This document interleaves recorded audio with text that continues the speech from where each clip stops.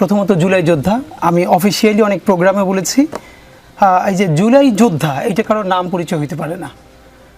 প্রথমত মানে এটা কি সরকার এক একজনকে এক একটা কার্ড দিছে যে তুমি জুলাই যোদ্ধা, মানে সবার তো এটা নাই। সুতরাং যে যেখানে যেটা করছে সেইটা জুলাই যোদ্ধা নামে, এইটা হলো প্রথমত আমাদের বরাবরই প্রতিবাদ ছিল। পরশু একজন ফোন করলো, বললাম ভাই কে, বললাম ভাই আমি একজন জুলাই যোদ্ধা। তো আমি খুবই বাজেভাবে রিয়েক্ট করলাম যে এইটা একটা নাম হয় কেমনে, আপনার নাম পরিচয় বলেন। তো এই আমরা বারবার যেটা বলেছি, মুক্তিযুদ্ধ নিয়ে আওয়ামী লীগ যে ব্যবসাটা করেছে, জুলাইকে নিয়ে এই ব্যবসাটা কাউকেই করতে দেওয়া হবে না, নাম্বার 1। নাম্বার 2, ডক্টর কামাল সাহেবের প্রশ্ন পিছন থেকে বলি।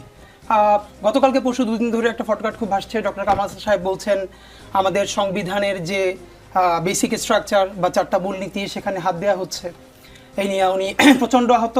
আমার মন খারাপ হয় বিএনপির সেই ভাইবোনদের প্রতি যারা 2018-তে ডক্টর কামালের নেতৃত্বে যখন সাধারণ বাংলাদেশের মানুষ হাজারবার বলেছে বিএনপির মতো একটা দল, বেগম জিয়া এবং খালেদা জিয়ার দল, সেইটা গণতন্ত্র পুনরুদ্ধার করবে, যিনি জীবনে মেম্বারও নির্বাচিত হন নাই সেই ডক্টর কামালের হাত ধরে। একজনের একাডেমিক এক্সপার্টাইজ যদি পলিটিক্যাল এক্সপার্টাইজের সমান হতো তাহলে বিশ্ববিদ্যালয়ের ভিসিরা দেশের প্রেসিডেন্ট হয়ে যেত, প্রধানমন্ত্রী হতো, কিন্তু হন না, নাম্বার 1। এবং এটা আমরা আউট অ্যান্ড আউট বলেছি, তখনও ছোট মানুষ হয়েও বলেছি ডক্টর কামালকে সামনে রেখে বিএনপিকে বিরাট একটা ব্লাফ দেওয়া হবে, ইলেকশন ছিটকে যাবে, কিচ্ছু হবে না। এবং সেটাই হয়েছে ডক্টর কামালকে সামনে রেখে। কি একটা সেকুলার মুখ, এইটাকে পোট্রি করে যে এই আইডিওলজি ধারণ করেন না। বেগম জিয়াকে কোনোদিন অনার করে ডক্টর কামাল কোনোদিন কোথাও কথা বলেছেন? ইভেন শহীদ জিয়ার পার্টিকে নিয়ে তিনি মুভমেন্ট করছেন, শহীদ জিয়া সম্বন্ধে সারা জীবনে তার বক্তব্য কি? একটা শুধু মনে করিয়ে দেই, 5ম সংশোধনী নিয়ে যেটা হয়েছে আদালতের রায়, সেখানে অনেক কথার মধ্যে যেটা গুরুত্বপূর্ণ কথা যে শহীদ জিয়ার যে 5ম সংশোধনী এটা শুধুই অগণতান্ত্রিক এবং অবৈধ নয়, শহীদ জিয়া স্বৈরতান্ত্রিক ছিলেন।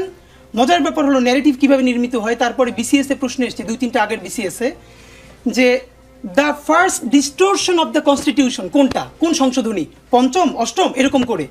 এর মানে হাইকোর্ট বলেছে পর্যবেক্ষণে এটাই ছিল সংবিধানের প্রথম বিকৃতি।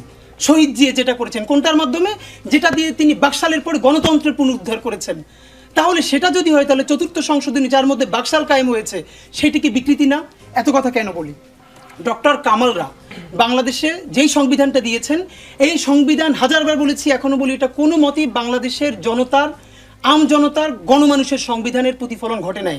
প্রথমত এই ডিবেট অনেকক্ষণ করা যাবে, সেটা এখন যাব না। এই গণপরিষদের কোনো অথরিটিই ছিল না বাংলাদেশের সংবিধান করবার। নাম্বার 2, তারা এরপর একটা গণপরিষদ নির্বাচনও দেয় না সংবিধান করার জন্য। নাম্বার 3, সেটার পরে তারা যখন একটা সংবিধান করেছে সেটার জন্য গণভোটও দেয় নাই। এমনকি 73-এ যে ভোট চুরির নির্বাচনটা করেছে তখন তো সেটা ইশতেহারে দেয় নাই। এত কথা কেন বলা? ডক্টর কামাল সাহেব এখন যখন প্রচণ্ড মন খারাপ নিয়ে বলেন যে সংবিধান পুনরুদ্ধার করতে হবে, তার উদ্দেশ্যে আপনাদের মাধ্যমে বলতে চাই, এখন একাডেমিকলি এটা প্রুভড হয়েছে যে এই সংবিধানের প্রিয়াম্বল পর্যন্ত ভারত থেকে লিখে দেওয়া হয়েছে। এটা ভারতের ডিপ্লোম্যাট তিনি স্বীকার করছেন যে আমরা এটা লিখেছি। সুতরাং ডক্টর কামালকে নিয়ে পুনরুদ্ধার, এইখানে আমার বলবার আছে। তুষার ভাইকে আমি বলবো, তুষার ভাই যে কোনো কারণেই হয়তো ঢাকার যত রাস্তায় ঘুরেছেন, এমনটা হইতে পারে ভাই তো এলিট ঘরানার লোক, সুতরাং গুলশান বনানীতে ঘুরছেন। এইখানকার গ্রাফিতির ভাষাগুলো, বাংলাদেশে গ্রাফিতি নিয়ে সর্বপ্রথম কাজ করেছি আমরা, ইনকিলাব মঞ্চ। আজকে বুঝলে নিয়ে আসতাম আমরা, যেটা দেবাশিস চক্রবর্তী, যিনি পোস্টার বয় এই আন্দোলনের একজন, তিনি প্রচ্ছদ করেছেন। পুরো বইটার নাম হলো জুলাইয়ের গ্রাফিতি ও গাইল সমগ্র। আই রিপিট, জুলাইয়ের গ্রাফিতি ও গাইল সমগ্র। আমরা গালাগালও বলি নাই। এখানে আমরা কি করেছি, সারা বাংলাদেশ থেকে 5000-এর বেশি র গ্রাফিতি কালেক্ট করেছি, একটা কোনো ধরনের এডিট করি নাই। যার যেগুলোর প্রচুর কপি হয়েছে একটা করে নিয়েছি। র গ্রাফিতিগুলোকে আমরা পোট্রে করেছি। তুষার ভাই চাইলে, রুমিনাপা চাইলে তাদের ভত্তর গণ অভ্যুত্থান করলো কোন রাষ্ট্রের স্বীকৃতি নিয়ে, কোন সরকারের অনুমতি নেওয়া।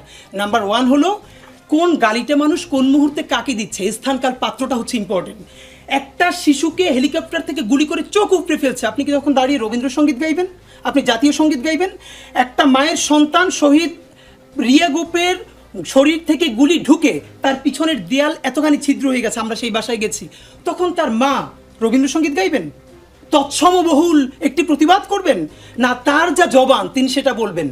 আমরা সেটাই রেখেছি। কিন্তু একজন গণহত্যাকারীকে যেই গালিটা দেওয়া যায়, যে গালিটা দেওয়া যায়, একজন অন্য মানুষকে সে গালিটা দেওয়া যায় না। আমাদের কথা হলো সেটা।